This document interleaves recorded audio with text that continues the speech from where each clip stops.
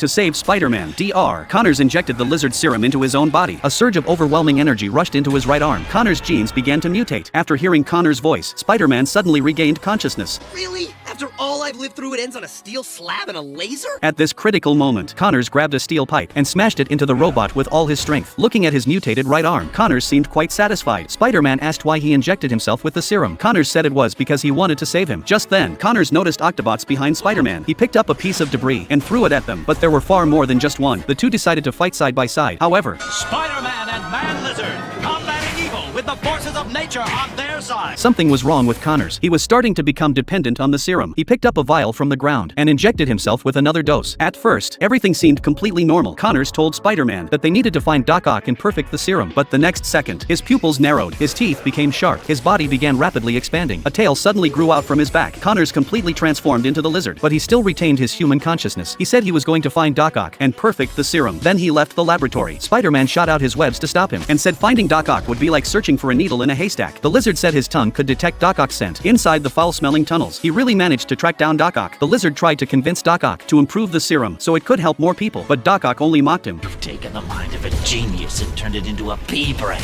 Enraged by the insult, the two of them started fighting. Spider-Man quickly followed up with a flying kick, but he was caught by Doc Ock's mechanical tentacle. At that moment, the lizard broke free and wrapped his tail around Spider-Man. He then hurled Doc Ock away. Spider-Man tried to bring back the human side of the lizard. Dr. Connor, please, don't do this! Doc Ock was about to attack, but Spider-Man stopped him and turned the tables by restraining the lizard instead. Spider-Man tried to convince Doc Ock to help cure the lizard, but even Doc Ock had no way to fix the situation. The lizard attacked again and even ripped off one of Doc Ock's mechanical arms. At this point, Spider-Man once again tried to awaken Connor's humanity, but the lizard had already completely lost control. Spider-Man waited for the perfect moment and used the flash webbing developed by Connors to blind the lizard.